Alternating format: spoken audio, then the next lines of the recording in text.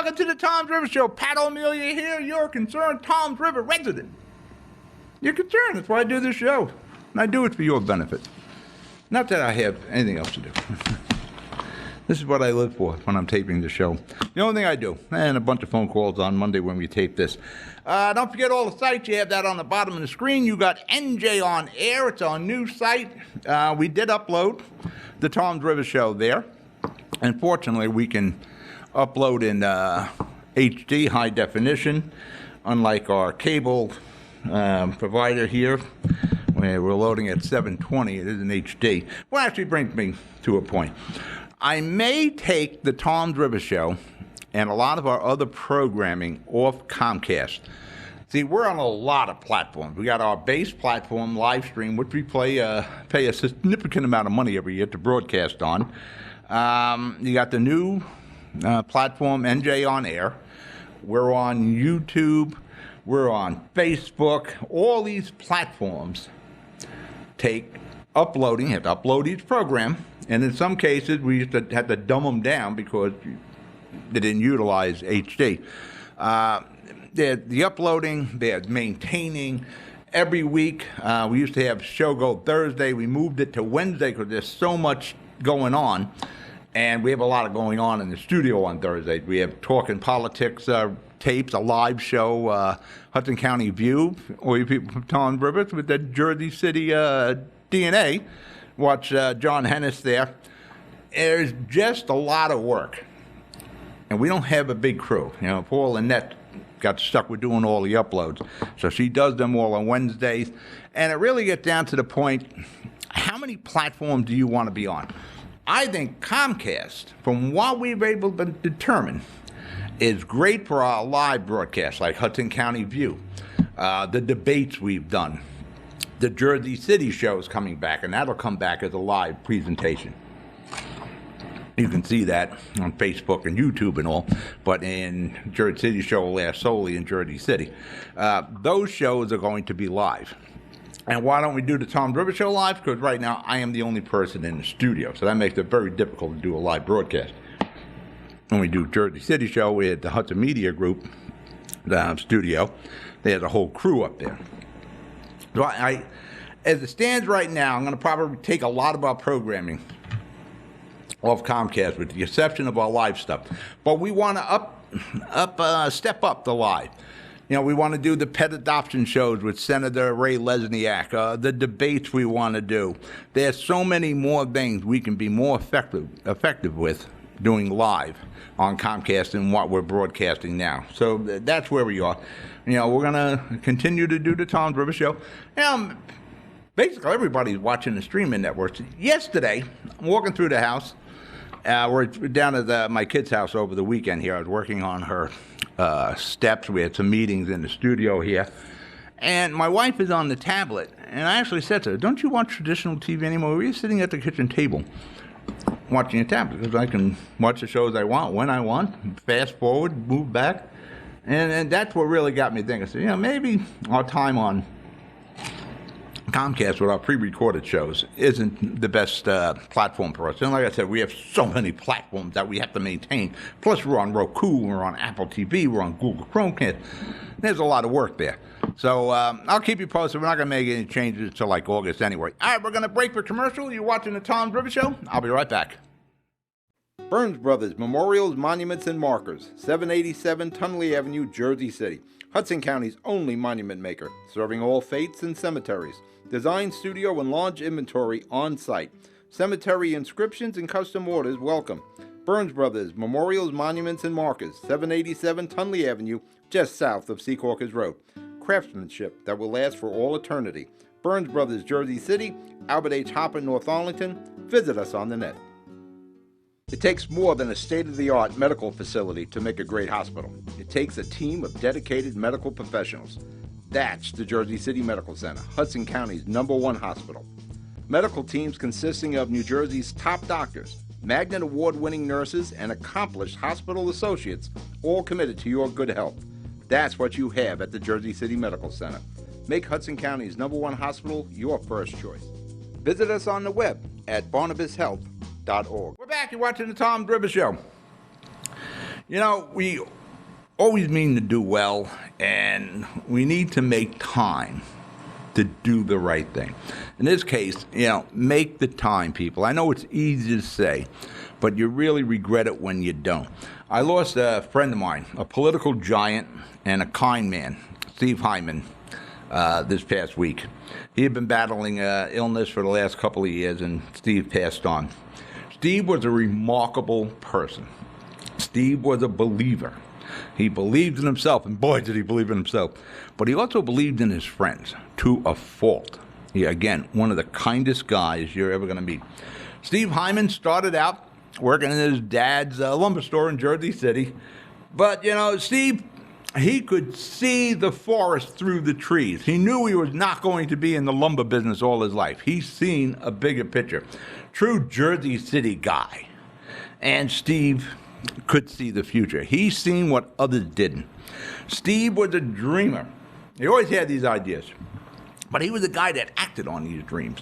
He would see what others didn't.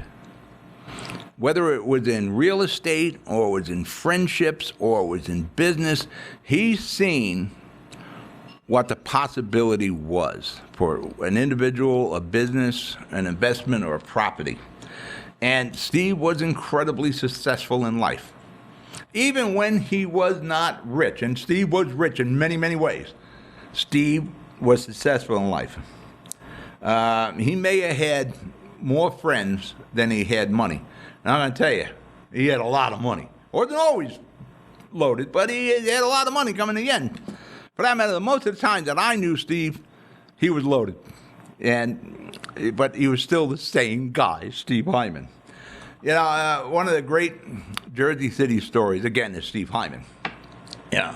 He was a real estate speculator. He would invest in businesses. He would encourage his friends. Sometimes he would push his friends a little too much to go into business to better themselves. He bought a piece of land, what is now called the Gold Coast of Jersey City, down off Grand Avenue. Pretty hot property now. Mega hot property, for that matter. He bought it for like $400,000.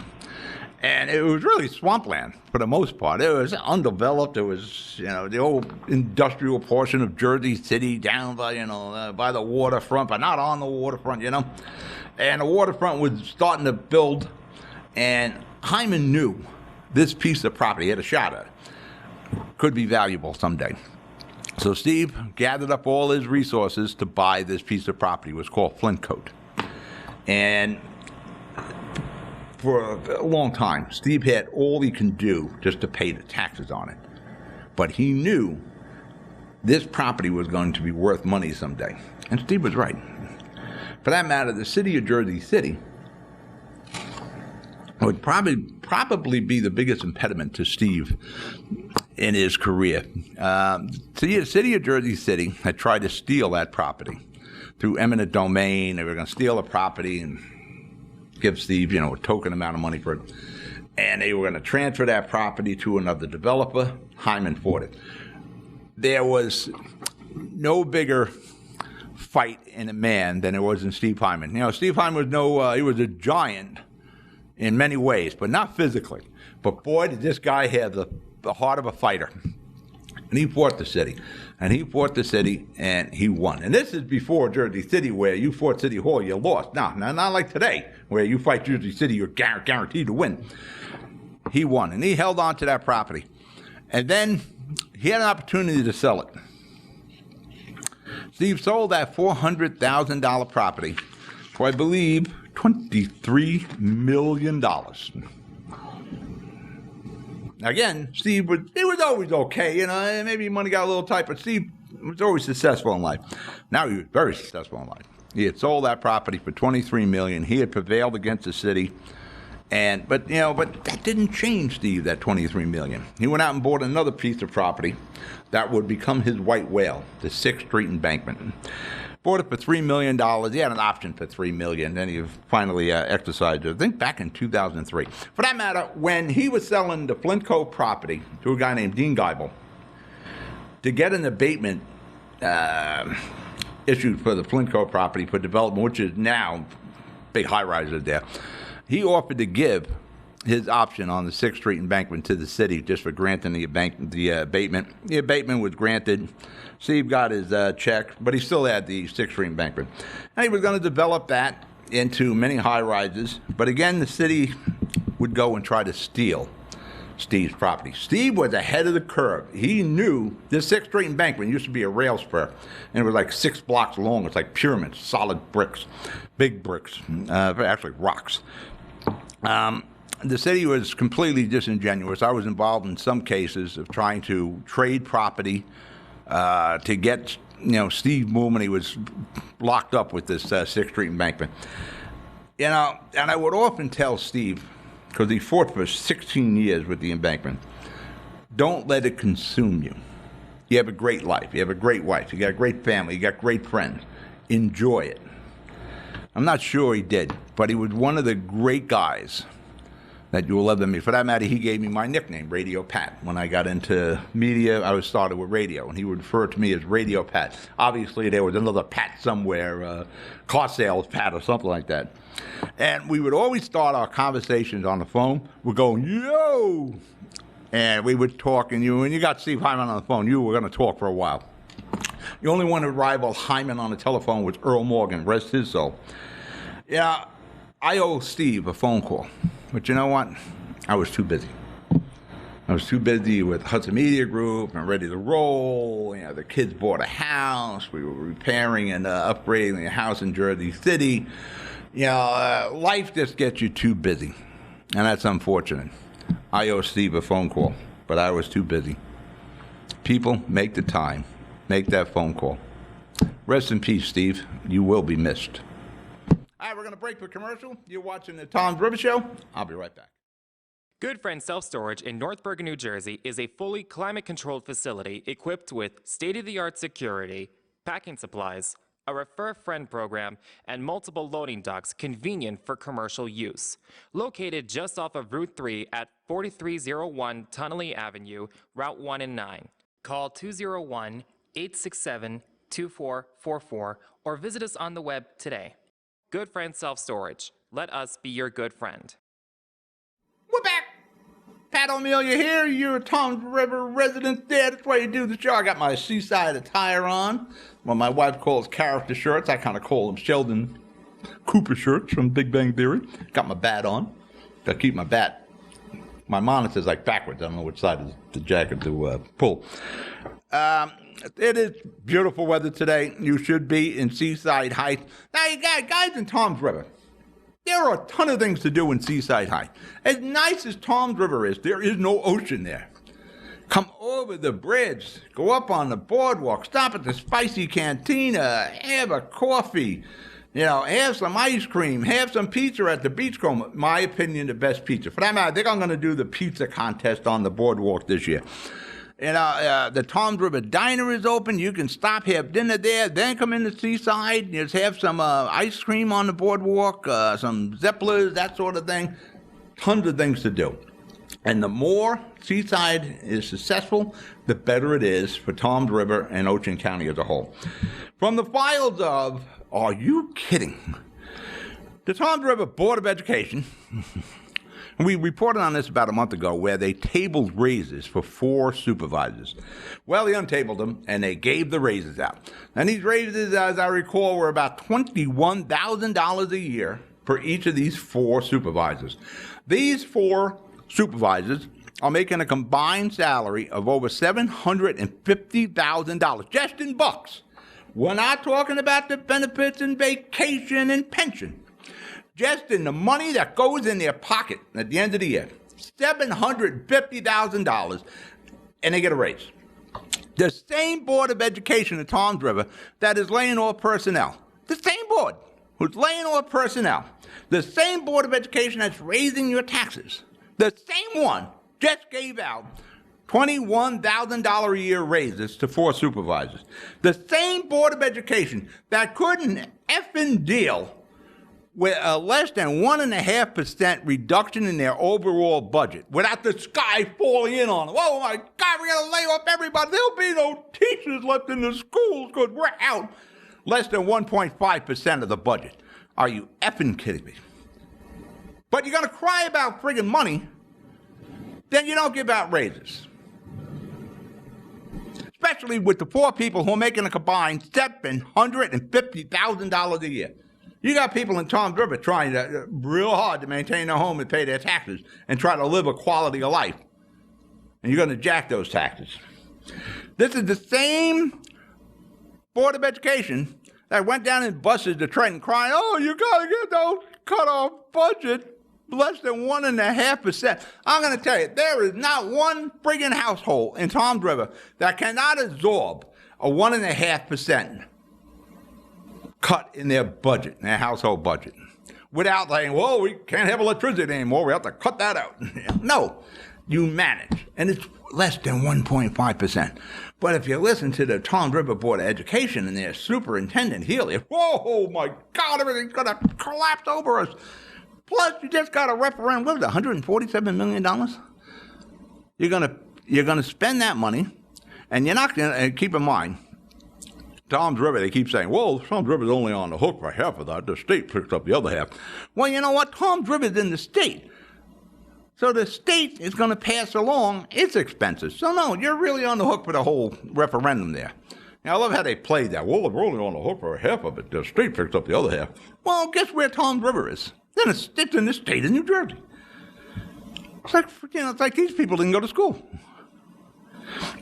Yeah, we got an election coming up in November in Toms River. You got Mo Hill versus Jonathan Petro. Yeah, it is imperative that these guys figure out how they can get involved with the Toms River Board of Education. Because you're the mayor. You can sink or swim on that tax bill. A lot of people look at the tax bill and say, well, this is municipal portion, this is school portion, this is the county portion. They just look at the bottom line. And the mayor gets, the blame. Years ago, for that matter, I'm going tomorrow to go through a bunch of photos of the former mayor of Jersey City, Glenn D. Cunningham. He passed on in office in 2004. I'm doing a retrospective on him, and with the other studio, and it's turning into like a mini-series. We wanted to have it done in May, but there was a lot involved in doing this thing. And it's really showing us how we're going to do another program called Icons. And two, I was going through dental work. Now I got most of that completed. I can be part of it. He was going to make the Board of Ed in Jersey City and the County of Hudson go collect their own taxes. He didn't want to be involved in this because they kept, Cunningham's holding the line on taxes and the county's raising the taxes, everybody's raising taxes. But Glenn was trying to hold the line. The mayor of Toms River is going to have to get involved in that. Because you can't say, oh, I'm the mayor, I'm managing this town, and you got these two other entities, the county and the school board, who can raise taxes on your residents. So, yeah, you're going to have to get involved and talk to these freeholders, people that represent Toms River, and say, listen, you got to vote against this. And I'm going to tell you another thing, somewhere along the line, because we keep operating like we're in, the 1920s and 30s in New Jersey, and we keep asking ourselves, oh, how come things are so expensive now? Well, we're still operating in the dark ages here.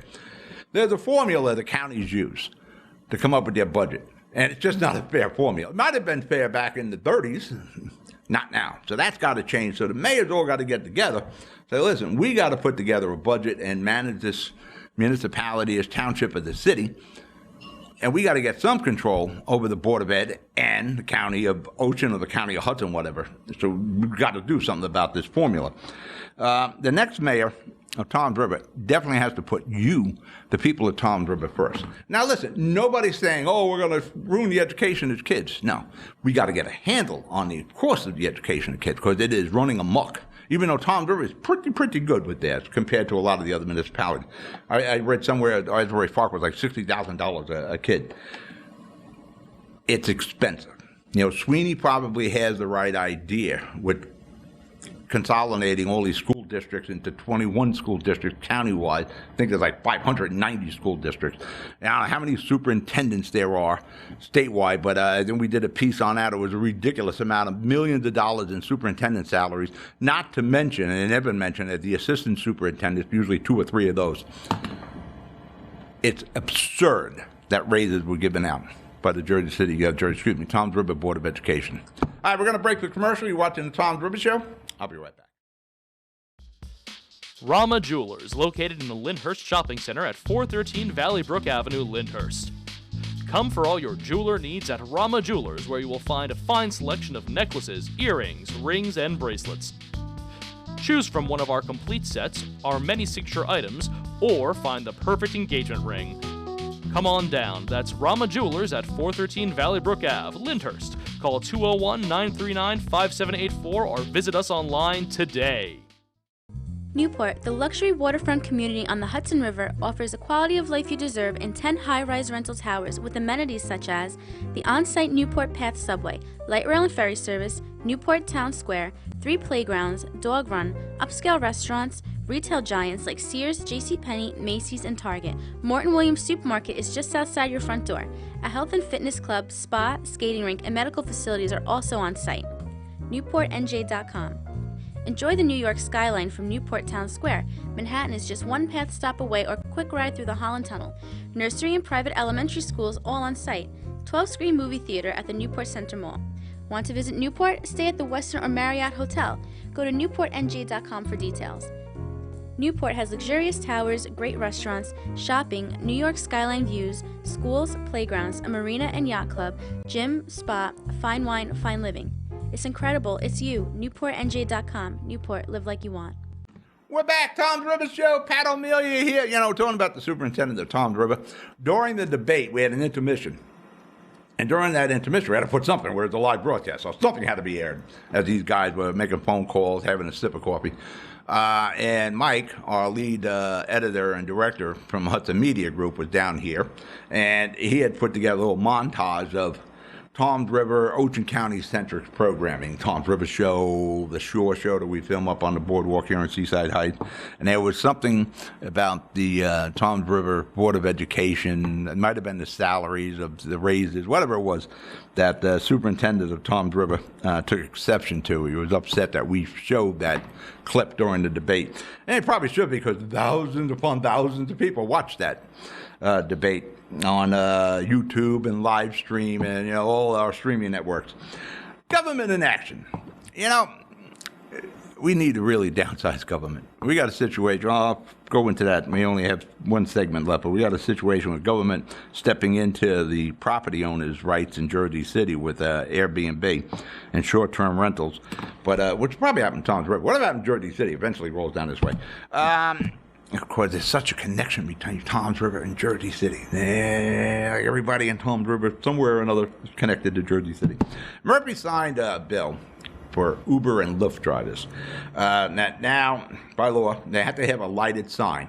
You can get that on Amazon anytime. Hopefully Mike's showing you just a shot from the Amazon page with so many lighted signs you can get. Barcode on the side of the car, so you can read the barcode to make sure it's your Lyft car or Uber, and credentials displayed on both sides of the car showing the driver's name, the individual's photo, and the license plate. I've never taken an Uber. For that matter, I just had the van fixed here recently at AAA and actually took a cab. Yeah, taxi. But one of the girls in the HMG studio, Lynette, showed me how her Uber app works. And you can see your car coming. It has all this information on the app. So I think this is an overkill here. Now, unfortunately, a girl from Robbinsville did get into the wrong car. I'm not even sure the guy was pretending to be an Uber driver. But I recently, I was driving the Jeep down here in Toms River, and a person came up and said, "You my Uber?" And I said, "No." You know, don't come up to the car. You should be sure. And on the thing that showed me, there's all the information on this car, the license plate and all. So this is an overkill. I used to say when I was in radio, we got to stop sending these assembly people and state senators down to Trenton Tuesday and Thursday, because we're sending them down there. They're going to do something. So they keep coming up with these laws. Another one that just went into effect, or will be soon, is a bullying law called Mallory's Law. Unfortunately, tragic. This young girl committed suicide because of bullying in school. There is bullying all over now because of social media. You get bullied on Facebook, you get bullied on Twitter, you get bullied on Instagram, you get bullied in the schoolyard. I don't want to say we got to toughen up kids, but you're going to have to allow children and these kids in school to figure their way through the school and the schoolyard. But I'm also bringing in, different from when we were there. I got the social media. When what happened in the hallway or during a game at school or a baseball game or the schoolyard, it goes home with you now because it's on social media. In the old days, you dealt with it if it was like really threatening, somebody pulling a knife on you or something. You told the principal and the cops showed up. But for the most part, if somebody's calling you names during a recess or the schoolyard or during a school athletic event, you're going to have to learn to deal with some of that. There's what I said before when we talk about these high school shootings or elementary school shootings, it's always by a former student, teenager or a young adult comes back. I firmly believe we're not allowing the kids today to learn how to deal with adversity. Dealing with the word no, dealing with failure. Failure and me, we're old friends. I had a ton of failure in my life. But these are the things that you and I, as kids, we dealt with. There was situations in the schoolyard. There was, you remember getting out of school, somebody's waiting for you outside. Yeah, things, you took care of that. But you learned how to deal with that. You learned how to deal with rejection and the word no and failure as you were moving along. Because once you hit adulthood, all the safety nets are going to be gone. The bullying and, the teacher and not keeping score of games, bing, that's gone. Life is there. And you're going to have to learn how to negotiate that and manage your way through it. And the more and more we take things away we take the kid out of being a kid, we do them an injustice. You got to let kids be kids. Also, this one I couldn't believe. Narcan. They use that to offset the effect of heroin during an overdose. I was listening to Bill Spadia. I listen to everybody. I listen to Spadia. I listen to 1010. I listen to Bloomberg. I watch Eyewitness News. I watch Fox News from 4 to 6. I'm watching Eyewitness News. I watch Fox. I read about 4 newspapers a day and anything that comes across on my phone. We're giving away Narcan, and this happened in Toms River, to anybody who wants it, to revive people who OD'd. Now, on Spadia's show, somebody actually called in and said they were revived 43 times. Now, this Narcan costs $130 a hit. And we're giving that away to people who, not only we're curing them of this, we're just reviving them from an overdose that they may have another overdose later. My argument here is, instead of me giving this to people who are using illegal drugs, or we're going to have shoot-up stations where make sure they have clean needles, I got kids that need EpiPens and the parents can't afford those EpiPens. We got diabetics out there. We have seniors who need heart medication and blood pressure pills. All these things, or people who aren't committing any crimes using illegal drugs. And remember, this is heroin. This isn't opioids, where we're blaming the pharmaceutical companies for an opioid problem. If people are going to misuse them, that's a different game. But if it wasn't for these drug companies, you realize how many diseases and sicknesses would have claimed lives? So stop blaming the pharmaceuticals. Sometimes we just got to blame ourselves. But if we're going to spend your tax money to give things away, give it to the seniors, give it to those kids who need the EpiPens, not somebody who's OD'd 43 times. All right, we're at a show. You're watching the Toms River Show. I'm Pat O'Melia. You be good, you be safe. I'll talk to you next week. Good night.